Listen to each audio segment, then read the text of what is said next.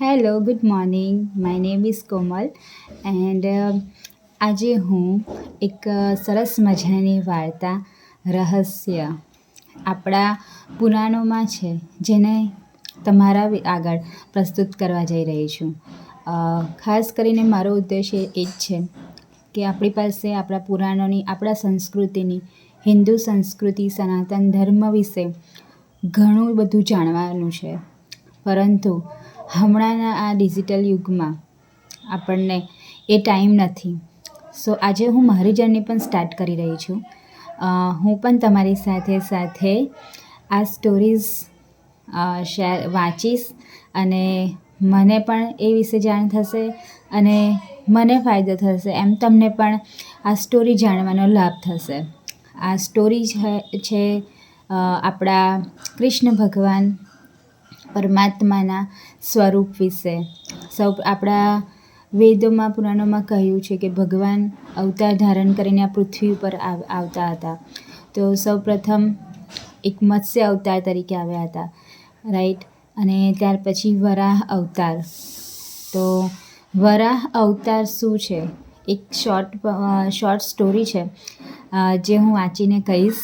અને જો તમને પણ ઇન્ટરેસ્ટ હોય આવી બધી સ્ટોરી જાણવાનો, વાર્તા સાંભળવાનો, તો તમે પણ મારા વિડીયોઝ જોઈ શકો છો અને એનો લાભ લઈ શકો છો. Thank you. તો આપણે સ્ટાર્ટ કરીએ. ભગવાનનો વરાહ અવતાર. પૃથ્વી જ્યારે ડૂબી રહી હતી ત્યારે મનુએ વાત કહી હતી, હે બ્રહ્મા, પૃથ્વી બચાવો, ભાવિ પ્રજાનું સ્થાન બનાવો. બ્રહ્માનું નાસાછિદ્ર ઝળક્યું, નાનું વરાહનું શિશુ પ્રગટ્યું, વિશાળ થઈને માર્યો હિરણ્યક, વરાહ અવતાર દેવ કલ્યાણક.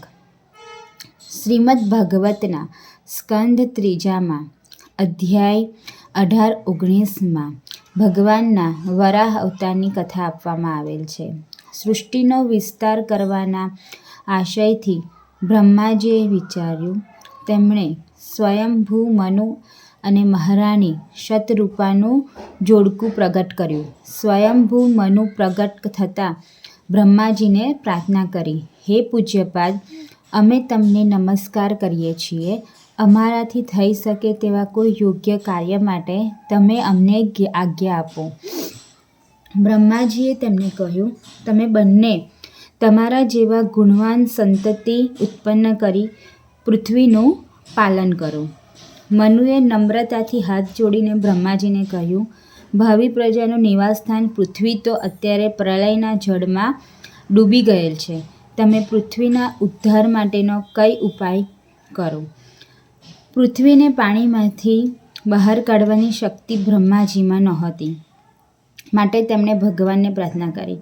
તેના જવાબમાં બ્રહ્માજીના નાકમાંથી અંગૂઠા જેટલું વરાહનું એક નાનું બચ્ચું નીકળ્યું અને જોતજોતામાં જ તેણે હાથી સમાન વિશાળ સ્વરૂપ ધારણ કરી લીધું.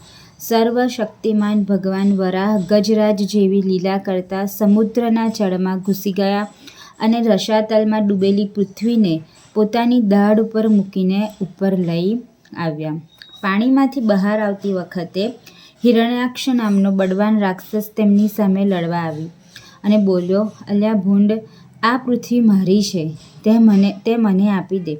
જો તું મારું કહેવું નહીં માને તો હું તારો નાશ કરીશ.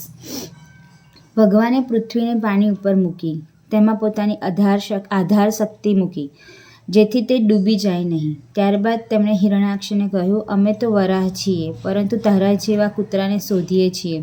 તું મોટો પૃથ્વીપતિ હોય તો અમને માર. હિરણ્યાક્ષ દૈત્યે તરત ગદા પ્રહાર કરી યુદ્ધ શરૂ કરી દીધું. ભગવાને થોડીવાર એને રમાડ્યા કર્યો અને છેવટે એનો વધ કર્યો. પછી પોતાના સફેદ દંતશૂળના અગ્રભાગ ઉપર પૃથ્વીને ઉંચકી લીધી. દેવોએ તેમને સ્તુતિ કરી. પછી ભગવાને રસાતળમાંથી લાવેલી પૃથ્વીને જળ ઉપર સ્થાપી અને પોતે અદૃશ્ય થઈ ગયા. આમ વરાહ અવતાર ધારણ કરીને ભગવાને 2 કાર્યો સિદ્ધ કર્યા છે.